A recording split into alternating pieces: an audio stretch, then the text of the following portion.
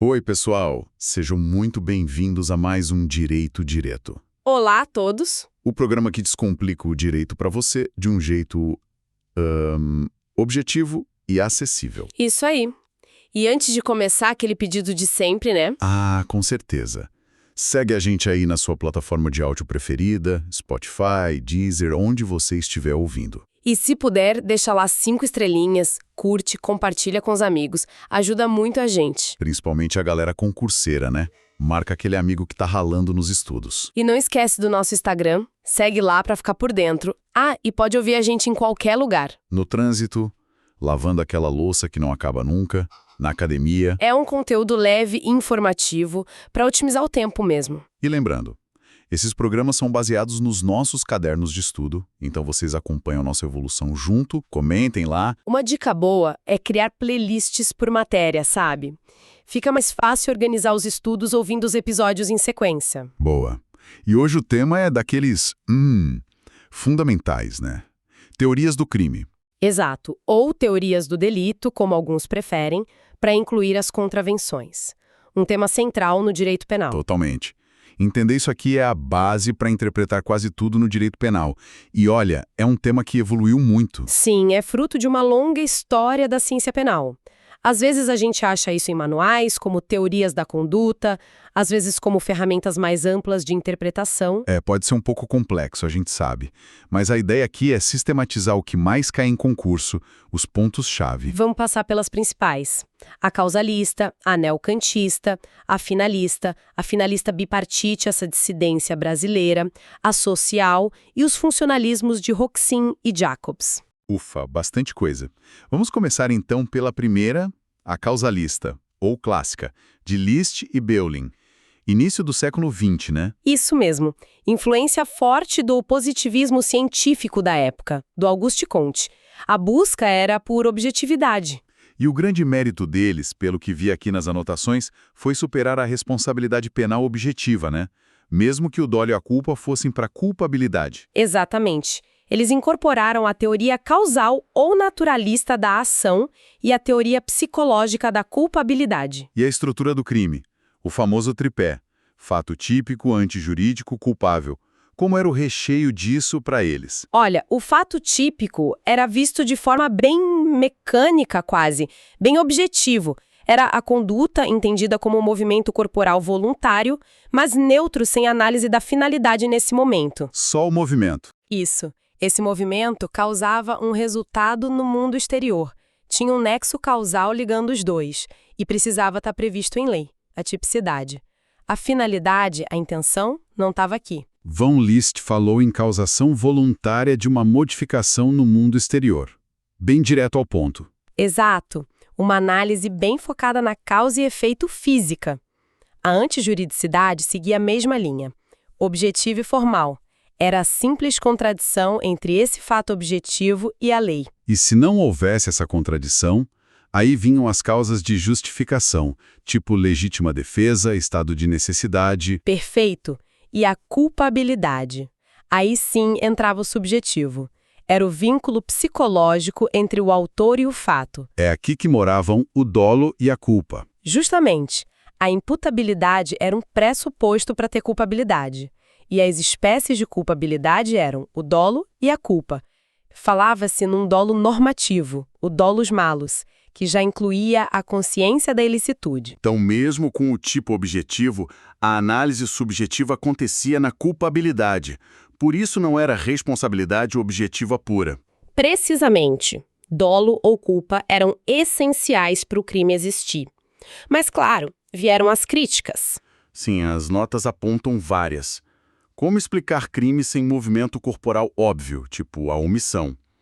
Ou crime sem resultado naturalístico, como os formais ou de mera conduta? E a questão da tentativa. E principalmente, gerava soluções que pareciam injustas. O caso clássico da coação moral irresistível. A pessoa agia com dolo, vontade de fazer o que o tipo descrevia, mas sob ameaça grave. Pela teoria causalista pura, seria difícil absolver. Entendi. Essas dificuldades impulsionaram a próxima teoria, né? A neocantista, neoclássica ou causal valorativa. Exatamente. O marco, segundo as anotações, é a obra de Reinhard Frank sobre culpabilidade de 1907 e depois a sistematização de Edmund Mesger. Aqui a filosofia muda. Sai o positivismo puro, entra o neocantismo, a filosofia dos valores. O direito não é só fato, é fato valorado. E como isso impactou a estrutura do crime? A base, fato típico, antijurídico, culpável continua. A estrutura tripartite continua assim, mas o conteúdo começa a ser permeado por valores. O fato típico ainda tem uma base causal, a conduta como comportamento voluntário que causa resultado, mas passa a admitir elementos normativos, que exigem um juízo de valor do juiz, tipo documento público, mulher honesta na época, e até elementos subjetivos já apareceu no tipo, como a intenção especial em alguns crimes, tipo furto para si ou para outrem. Embora isso fosse um ponto de tensão, né? Porque a teoria ainda queria manter o injusto predominantemente objetivo. E a antijuridicidade também muda. Deixa de ser só formal. Sim, ganha uma dimensão material. Não basta contrariar a letra da lei, o fato tem que ser socialmente danoso, tem que lesionar ou colocar em perigo um bem jurídico relevante. E a grande virada, pelo que entendi, foi na culpabilidade. Sai a visão puramente psicológica. E entra a teoria normativa ou psicológico-normativa de Frank. A culpabilidade vira um juízo de reprovação, de censura sobre o autor. Não basta mais só o vínculo psicológico, o dolo ou a culpa.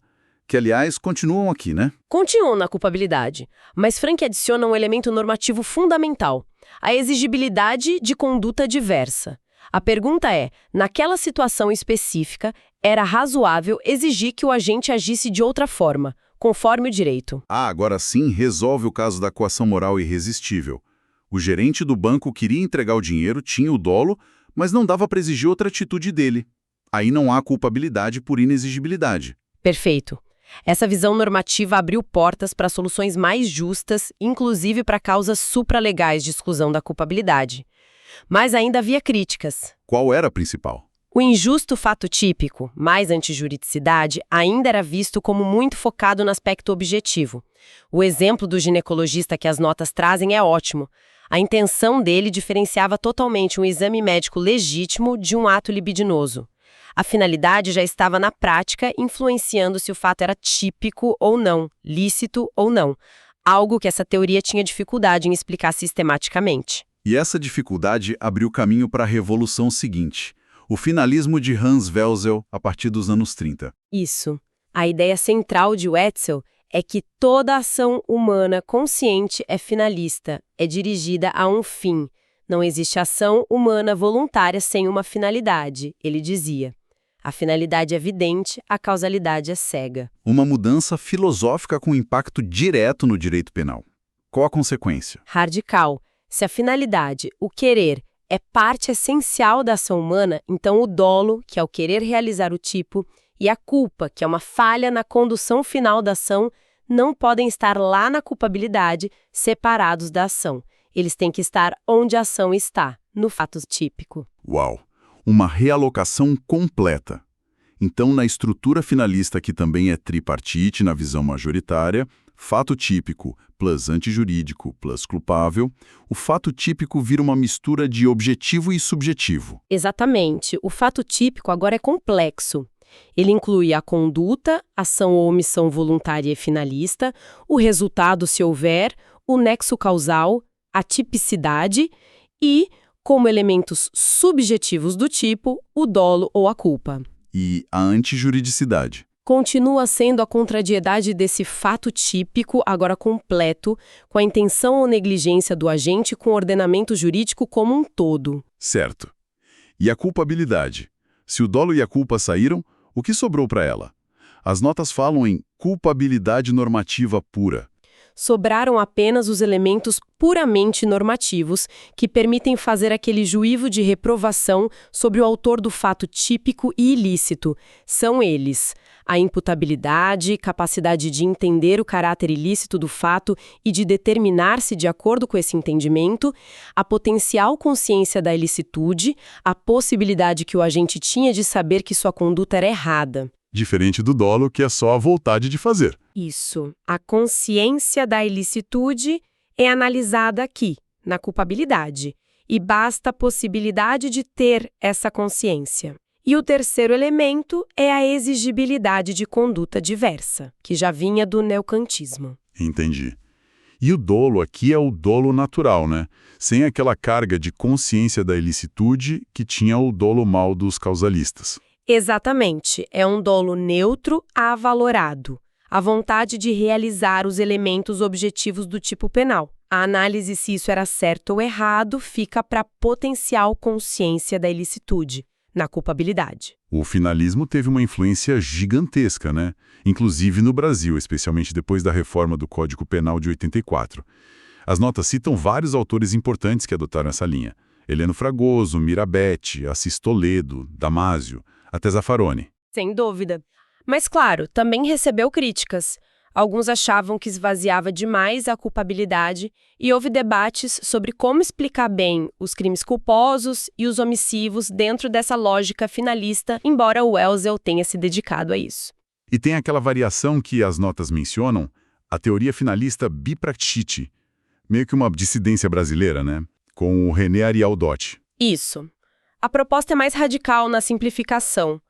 Para essa corrente, crime seria só fato típico plus antijurídico e a culpabilidade. O que acontece com ela? Ela não seria elemento do crime, mas sim um pressuposto para se aplicar a pena. Qual a consequência prática disso? A principal é que um inimputável, por exemplo, cometeria crime porque ele realiza um fato típico e antijurídico, mas não receberia pena por faltar o pressuposto da culpabilidade. A crítica é que isso parece diminuir a importância da culpabilidade no sistema. Interessante essa visão.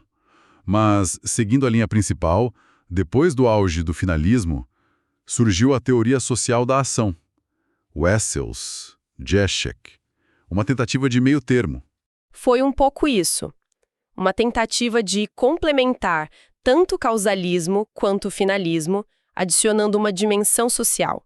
A ideia era filtrar as condutas pela sua relevância social. Como assim? A conduta penalmente relevante seria aquele comportamento humano voluntário dominado ou dominável pela vontade, que tivesse importância, que fosse relevante no contexto social. E a estrutura do crime? Mantinha o tripé? Mantinha. Fato típico, antijurídico, culpável.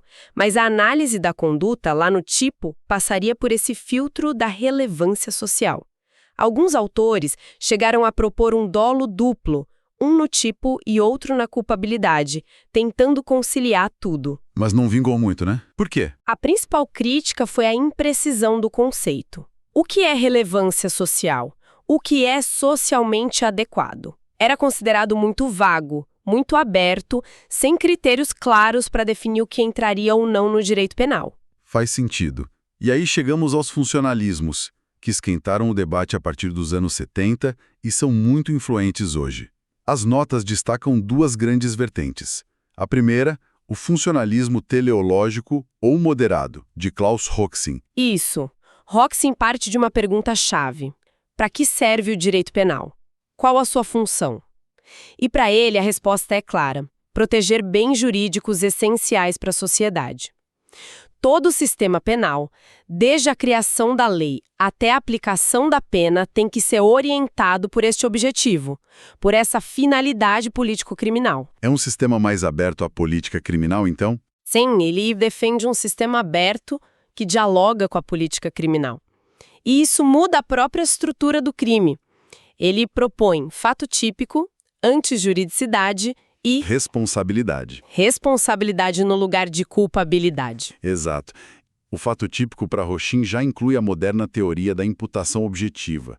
Não basta a mera causalidade física, é preciso verificar se o agente criou ou aumentou um risco proibido relevante para o bem jurídico e se foi esse risco que se realizou no resultado. Uma análise mais normativa já no tipo. Sim, a antijuridicidade continua sendo a contrariedade à ordem jurídica, mas também vista sobre uma ótica de ponderação de interesses. E a grande novidade é a responsabilidade. que une duas coisas: a culpabilidade tradicional, a capacidade de entender e de se motivar pela norma, que funciona como limite máximo da pena, e a necessidade preventiva da pena. Como assim necessidade preventiva? Hoxin diz que, mesmo que o agente seja culpável, a pena só deve ser aplicada se ela for necessária para fins de prevenção geral, mostrar para a sociedade que a norma vale, ou prevenção especial, evitar que o próprio agente volte a delinquir. Se a pena não for necessária para esses fins, mesmo havendo culpabilidade, ela não deveria ser aplicada. Bem interessante essa visão. E a conduta para ele? A conduta seria o comportamento humano voluntário que causa uma lesão ou um perigo de lesão relevante e intolerável a um bem jurídico penal protegido. Uma visão bem focada nas consequências e na função protetora do direito penal. A influência dele é grande, né? Especialmente a imputação objetiva. Enorme. Mas também há críticas, claro. Alguns acham a categoria da responsabilidade um pouco complexa demais ou que essa abertura à política criminal pode gerar insegurança. E a outra vertente funcionalista, a sistêmica ou radical, de Gunther Jacobs. Pelo que as notas dizem, a pegada é bem diferente. Completamente diferente. Jacobs é muito influenciado pela teoria dos sistemas sociais de Niklas Luhmann. Para ele, a função do direito penal não é proteger bens jurídicos. Isso seria a função de outros ramos do direito ou da própria sociedade. A função do direito penal é outra. Qual seria? Garantir a vigência da norma, manter a confiança da sociedade na validade das normas. Quando alguém comete um crime, ele está comunicando que a norma não vale para ele. A pena, então, é a resposta do sistema. É a contracomunicação que diz: não, a norma continua válida, apesar da sua violação. É para estabilizar as expectativas normativas. E a estrutura do crime?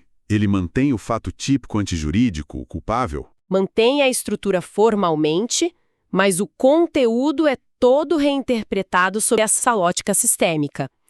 A culpabilidade, por exemplo, muda radicalmente. Não é mais um juízo de reprovação baseado na capacidade individual de agir diferente. E o que é, então? Para Jacobs, culpabilidade é infidelidade ao direito. É a falta de lealdade do cidadão para com a norma que ele mesmo, como membro do sistema social, deveria sustentar. A punição se justifica não pela reprovação moral, mas pela necessidade funcional de reafirmar a norma e estabilizar o sistema, prevenção geral positiva. E a conduta? É o comportamento humano voluntário que causa um resultado evitável, violando o sistema e frustrando as expectativas normativas que se tinha sobre aquele cidadão. E é nesse contexto que surge a polêmica teoria do direito penal do inimigo, né? As notas detalham bem isso. Exatamente. Jacobs faz uma distinção crucial. Existe o direito penal do cidadão, que é aplicado àquele que comete um crime, mas que no fundo ainda se reconhece como membro da sociedade e aceita, em geral, as regras do jogo. Para esse, valem todas as garantias, o foco é na culpabilidade, na ressocialização.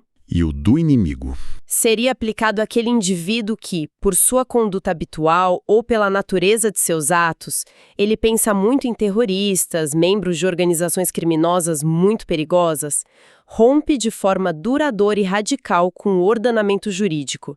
Ele não oferece mais a garantia mínima de que vai se comportar como cidadão no futuro, ele se torna uma fonte de perigo. E como ele deve ser tratado? Não mais como um cidadão que errou, mas como um inimigo a ser combatido, neutralizado. Isso implicaria, segundo Jacobs, um tratamento diferenciado. Que tipo de tratamento? As notas mencionam coisas preocupantes. Sim.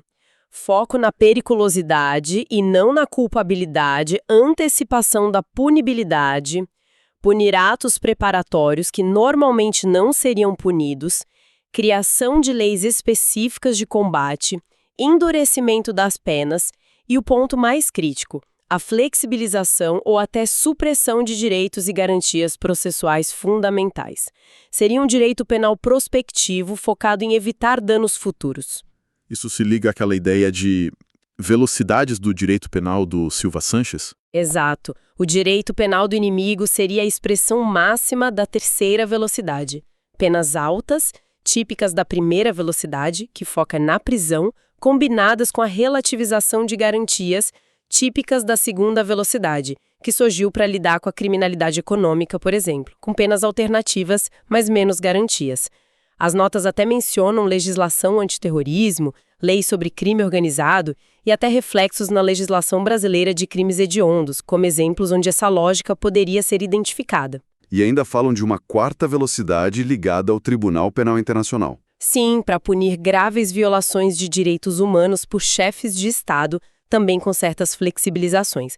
Mas a crítica principal ao direito penal do inimigo é óbvia: o enorme potencial autoritário e o risco de violação de direitos fundamentais. Um panorama bem complexo e que gera muito debate. Diante de tudo isso, como fica o Brasil? Qual teoria a gente adota oficialmente? Olha, a visão mais tradicional e que as notas apontam é que a gente fez uma transição. O Código Penal original, de 1940, na época de Nelson Ungria, era claramente causalista neocantista. Dolo e culpa ficavam na culpabilidade. Mas aí veio a reforma de 84. Exato.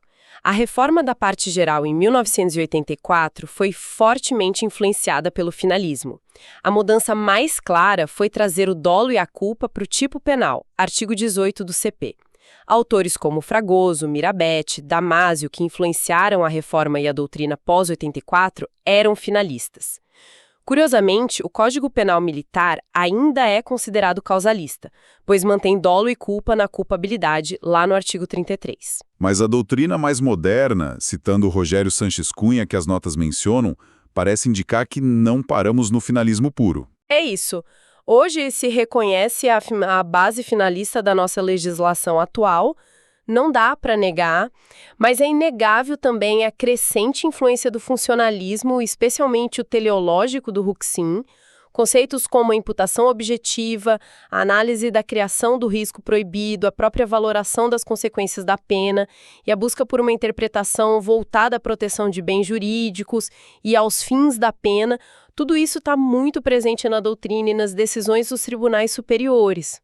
Então, não dá para dizer que adotamos o funcionalismo formalmente, com a categoria da responsabilidade do Huxin, por exemplo. Formalmente não. A estrutura legal ainda é a finalista, mas na prática interpretativa e argumentativa as ferramentas funcionalistas, principalmente as de Huxin, são cada vez mais utilizadas. É como se tivéssemos uma base finalista sendo constantemente atualizada ou complementada por influxos funcionalistas. Entendi. É uma evolução constante, então. Do foco na causa física, causalismo, passamos a valorar a conduta e a reprovar o agente, neocantismo.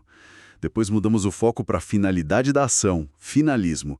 Tentamos um filtro social, teoria social, e agora discutimos muito a função do sistema e da pena, funcionalismos. Exato. E o grande palco dessas mudanças foi sempre onde alocar o dolo e culpa, e qual o verdadeiro conteúdo e função da culpabilidade. E perceber essas diferenças é crucial, né? Muda tudo na hora de analisar um caso concreto, de construir uma defesa ou uma acusação. Totalmente. Entender se o dolo está no tipo ou na culpabilidade, se a culpabilidade é psicológica, normativa ou pura, se a função da pena é retribuir, prevenir ou estabilizar o sistema. São questões que definem o rumo da aplicação do direito penal. Foi uma bela viagem por essas teorias. Fica claro que não são só discussões acadêmicas distantes, elas têm impacto real. E continuam evoluindo, né? Novos desafios sociais, novas formas de criminalidade, tudo isso força a repensar essas bases teóricas constantemente. O que nos deixa, talvez, com uma pergunta para refletir. Se o próprio direito penal tem funções tão diferentes dependendo da teoria, proteger bens, garantir a norma, combater perigos, qual dessas funções a nossa sociedade hoje deveria priorizar? Ou como equilibrar todas elas? Fica aí a reflexão. Ótima pergunta para fechar. Bom, pessoal, por hoje é isso. Muito obrigado pela companhia em mais este Direito Direto. Obrigada a todos que ouviram até aqui. Reforçando o convite, sigam a gente nas plataformas, avaliem com 5 estrelas, compartilhem com os amigos e sigam nosso perfil no Instagram. Isso ajuda demais o nosso trabalho a continuar. Esperamos vocês na próxima. Até lá!